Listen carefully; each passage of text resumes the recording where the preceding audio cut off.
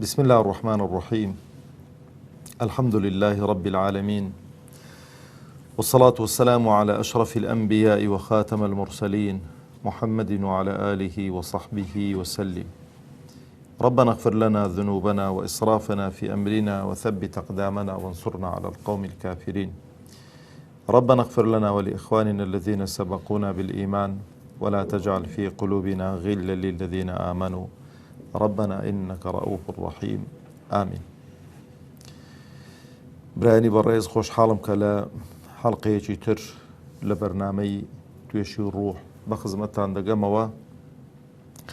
خوای گەورە بە گەورەی و عەزەمەتی خۆی ئەو بەرنامەی بخاتە تەرازوی حەسەناتمان و مەجلیسەکەمان بکاتە مەجلیسی ذکر، عاقیبەت خێرمان بکە، سەربەرز و سەرفرازی دنیا و قیامەتمان بکاتن و خوای پەروەردگار تەبارەک و تەعالا داهاتوومان لە ڕابردوومان باشتر بکە، بە موسڵمانی بمان ژێنێ، بە موسڵمانی بمان برێنێ، بە موسڵمانی زیندیمان بکاتەوە ئینشاء الله تعالا.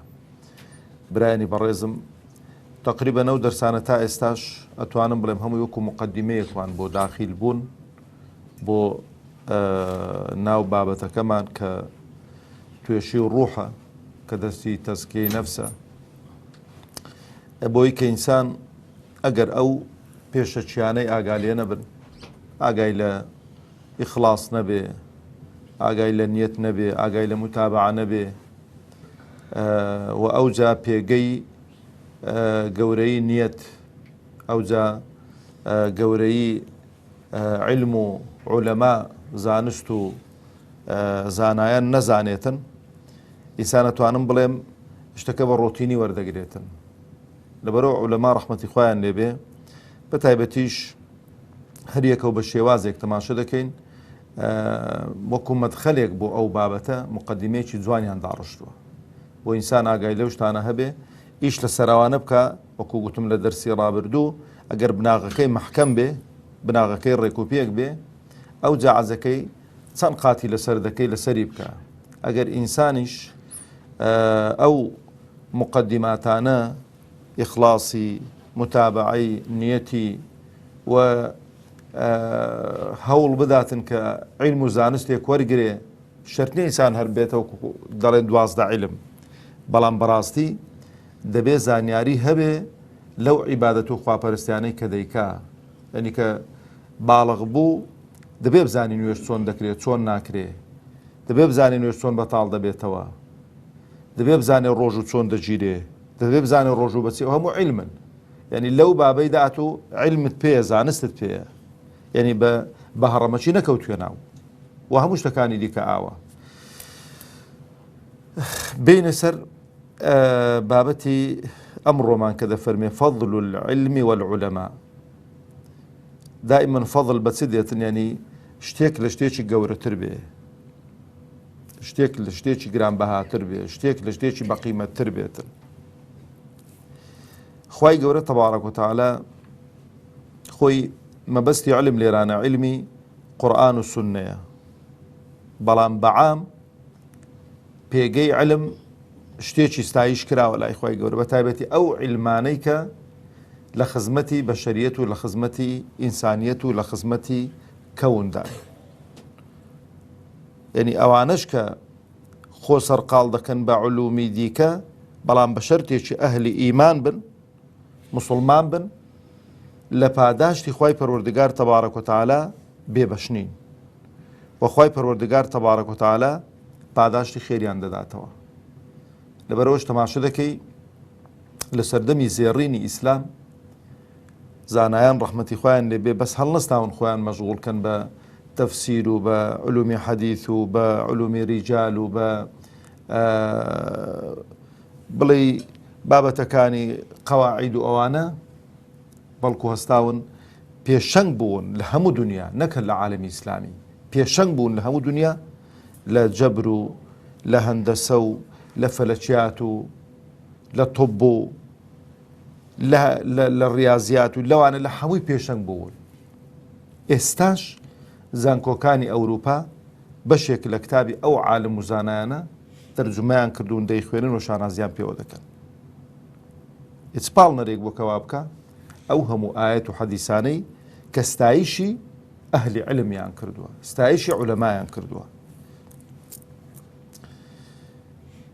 خوای گەورە تەبارەک و تەعالە وەکو فەزلی علەما دەفەرمێ يرفع الله الذين آمنوا منكم والذين أوتوا العلم درجات. ئەو بۆ چییە؟ هەم بۆ دنیایە هەم بۆ دوا ڕۆژیشە. يرفع الله الذين آمنوا، ئەوانەی کە خوای گەورە بەرزیان دەکاتەوە، یعنی چیانی دیارن لە ناو خەڵکی، خەڵک ڕێزیان لێ دەنێ، خەڵک ستایشیان دەکات، ڕێز و حورمەت و مەقبولیەتێکیان بۆ دروست دەبێ لە دنیا و لە دوا ڕۆژیشدا پلە و پایان بەرز دەبێتەوە.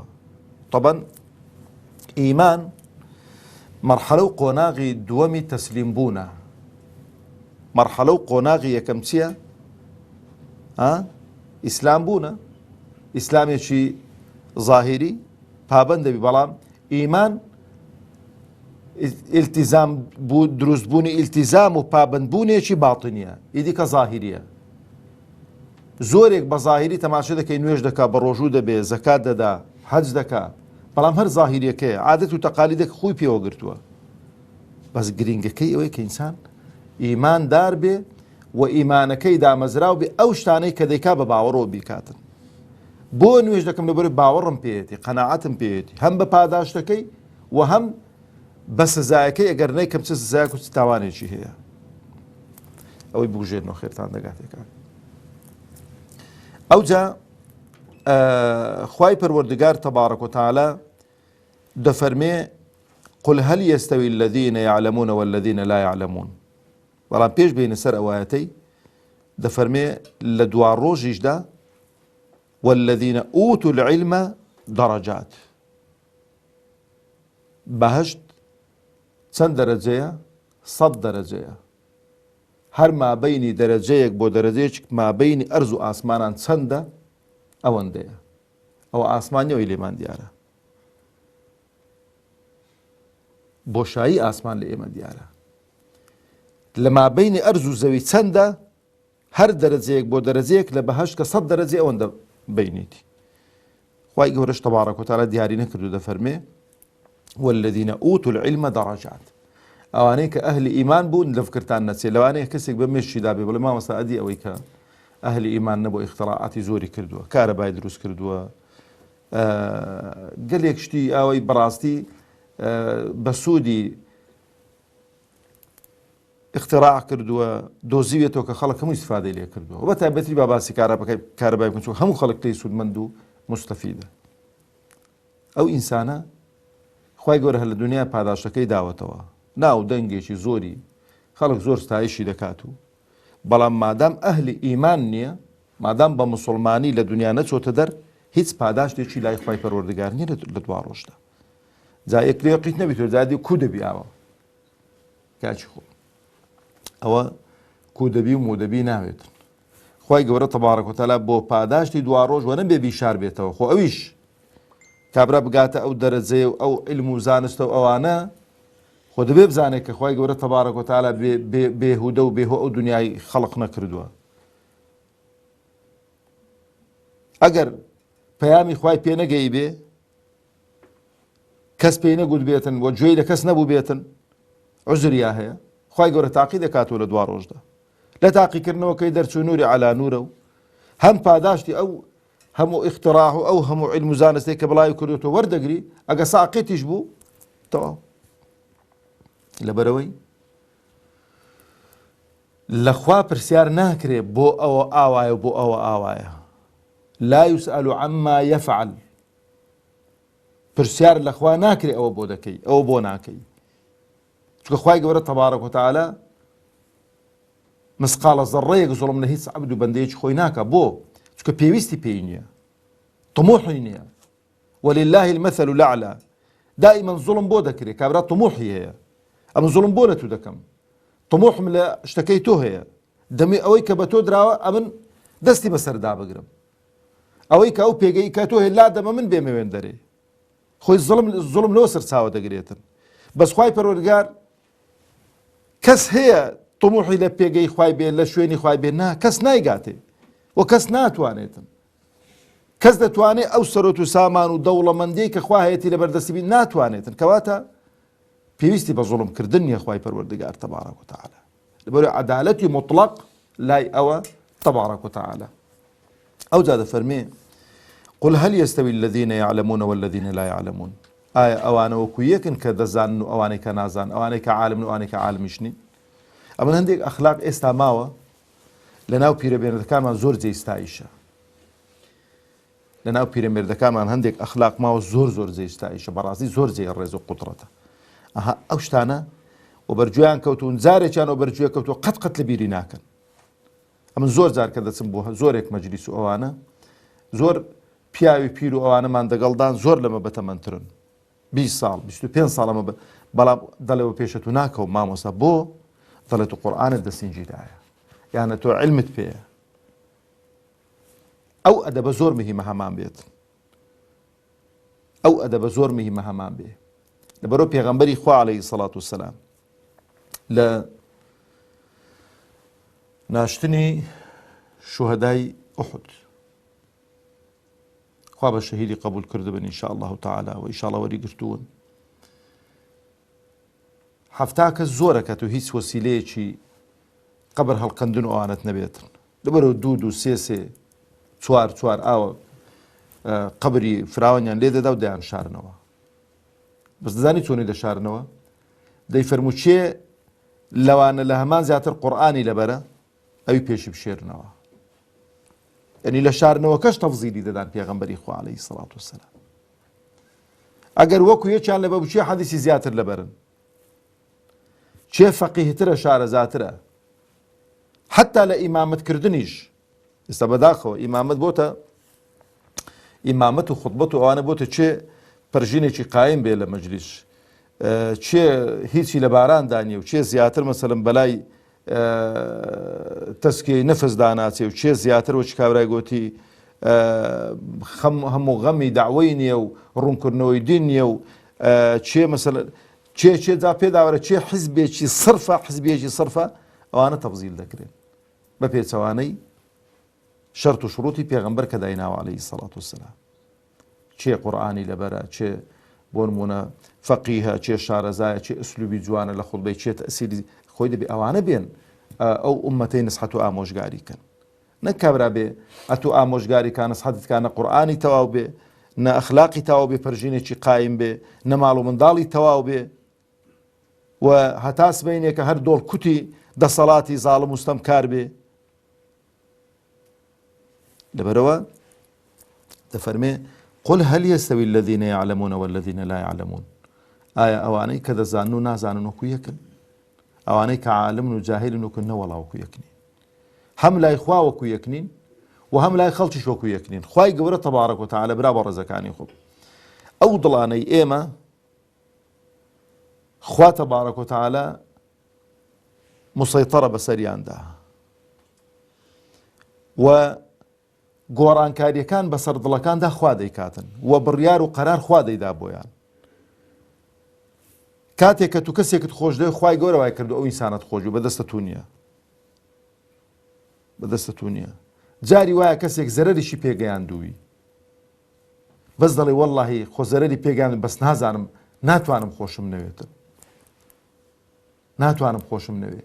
جاری واشەیە کەسێک دەبینی ماستاوت بۆ دەکات دەوێ قازانجت پێ بگەینی لێت بەس دەڵێ کاکەت ئەو کوڕە ئەوێ زۆر سوود و قازانجم پێ بگەینیتن، ئەو ئافرەتە دەوێت زۆر سوود بەس بەو خوای چەندی دەکەم ناتوانم خۆشم بێتن، ناچێتە ناو دڵم، بەدڵ ماوە نانووسێتن. خۆگە بەدەستە تو باە دەبێت کە چاکەت دەگەڵ کا خۆشت بوێ، ئەوەی کە خراپەشت دەکات دەبێت ڕقت لێ بێتەوە. بەس خوایە تەبارەک و تەعالە ئینسان بەمەدای چەند بۆ خوا سوڵحاو بێ، خوای گەورە بەمەدای ئەوەندەی خۆشی دەوێتن لەسەر زەوی کە خۆشیشی ویست پەخشی دەکات. لە فەرمودەی صحیح پێغەمبەر داهاتوو عەلەیهی سەڵات وسەلام دەفەرمێ کاتێک کە خوای گەورە عەبدێکی خۆش دەوێ بانجی جوبریل دەکا، دەڵێ ئەی جوبریل فڵان کە عەبدەم خۆش دەوێت و خۆشت بوێت. ئەو جا جوبریل عەلەیهی سەڵات وسەلام جار دەدا لە ناو مەلایکەتان، مەلایکەتینە خوای گەورە فڵان کەسی خۆش دەوێت، ئەمنیش خۆش دەوێت، ئێوەش خۆشتان بوێتن، هەمان خۆشیان دەوێتن. خۆشەویستیەکی پەخش دەبێت لە ئاسمان لە لای مەلایکەتان، هەموو مەلایکەتەکانی خوا خۆشیان دەوێتن. بۆ چکە خوا خۆشی دەوێتن. ئەو جا خوای گەورە تەبارەک و تەعالە مەقبولیەتێکی بۆ دروست دەکات. هەر نەتبینیوە چەند کەسانتان بۆ هەڵدەم بەس پێم خۆش ناوام بدەم لە ژیانتاندا نەتان بین و قەناعەتم وایە کە دەشمرن هەنایان بینن بەسەر خۆشت دەوێت. برایەک بۆی باس کردم گوتی لە مامۆستایەک بۆی باس کرده بوو لە ئستەمبۆڵ بووین موناسەبەیەک بووە کابرایەک کە کوردی نازانێ عەرەبە یەکێک لە وڵاتە عەرەبیانە هات گوتی مامۆستایەکتان هەیە ئێوە لە کوردستان زۆر عەجایبە و زۆر کاریگەرە زۆرمان خۆش دەوێت. ئەمیش گۆچیە گوتی ناوی مامۆستایەکەیدا من پێم خۆش ناوەکان بدەم لێم پرسی باشە خۆیەوە کوردی نازان گوتی دەزانم بەڵام قسە ئەگەر لە دڵ هاتە دەر بەتونی ڕاست بەدڵت وە دەنووسێت ڕاستە تێناگەین بەڵام وەڵی کە قسان دەکاوە دەزانین بە عەرەبیەکی فەسیح قسان دەکا ڕاست بە دڵمانەوە دەنووسێت. هیچ وەکو خیتابێک نییە بە تایبەتێکە دڵسۆزی ئیخلاسی تێدا بێت بەس بەو خودای هەر لەف و دەوەرانێکی تێدا بێ هەر قستێکی نەفسی تێدا بێ بەقەدەر ئەوەندەی تەئسیری کەم دەکاتەوە. بەرەو ئیمامی حوسەینیان حەسەنە ڕەحمەتی خۆیان لێبێ لە خودبەی یەکێک لە عالمان دادەنیشن زۆر قسان دەکاتن کە تەواو دەبێ هیچ تەئسیری تێناکە بانجی دەکات دەڵێ فڵان کەس وەرە بەو خوای یان دڵی تو نەخۆشە یان دڵی من نەخۆشە تی بۆ گوتی ئێ تو من چەندە دانیشتم لە خودبەی تو وە دەزانم کوردەواری خۆمان دەڵێ گوێزانم بۆ دەژمێنی معقولە ئەو هەموو ئایەت و حەدیثانە بخوێنی و تەئسیرم لێ نەکا. کابراش فەرمی وەڵڵاهی ئەی ئیمام بەو خوای دڵی منی نەخۆشە ئەتوانەوەی پێغەمبەری خوای عەلەیهی سەڵات وەسەلام ئەمنم ئی نەخۆش ئی وەڵڵاهی ئی وایە خودبەی وایە هەر گوتی ئینە الحەمدە لیللا خەوتالێکە تێکاکە بەدەستەتونی ئی واشێگە دەست ئاتانت قسان بۆ بکە دەڵێ کە 20 ساڵە نووسوی وەچی ئەسحاب الکەهف تازە هەستاوی هەر خەوت نایەتەوە. ئەو جە برا بەڕێزەکانی خۆم پێغەمبەرمان عەلەیهی سەڵات وەسەلام ڕوح و گیانمان بە قوربانی بێ دەفەرمێ لە فەزلی علم و لە فەزلی عولەما و دەفەرمێ من یورید الله به خەیڕە یوفەقیه فی الدین ئەوەی کە خوای گەورە وەکو بڵێ چاکە و خێری بۆ بێتن شارەزای دەکاتن لە دین فقهی دەبێ لە دین فقهی دەبێ بە حەڵاڵ و حەرام. و پێغەمبەری خوا عەلەیهی سەڵات وەسەلام لە فەرمودەیەکیدا دەفەرمێ من سلك طريقا يلتمس فيه علما سهل الله به طريقا إلى الجنة. بەخوا زۆر مهمە برا بەڕێزەکانی خۆم ڕێگایەک بگریە بەر دەرس و دراسەی تێدا بخوێنی علم تێدا بخوێنی بۆی کە خۆت یعنی حەڵاڵ و حەرام بزانی و خۆت شارەزاکەی خوای گەورە ڕێگات بۆ خۆش دەکات بۆ چوونە بەهەشت. ئەوە بە کورت و کرمانجی کوردەواری خۆمان دەڵێ برا بەڕێزەکانی خۆم پێگەی علم و عولەما گەلک زۆرتری لەسەر گوتراوە گەلک زۆرتری لەسەر نووسراوە بەڵام ئێمە وەکو گوتم وەکو مقدمەیەک بابێ ئەوانە بۆ داخیل بوونمان لە دەرسی داهاتوومان داخیلی بابەتەکەمان دەبین کە دێنە سەر ئەنواع القلوب و ئەقسامها جۆرەکانی دڵ و ئەو دڵانە چەند جۆری دڵمان هەن و شێوازەکانیان چۆنن و چۆن ئینسانی ئیماندار معاملە لەگەڵ دڵ و دەروونەکەی خۆی دەکاتن. وصلى اللهم على محمد وعلى آله وصحبه وسلم.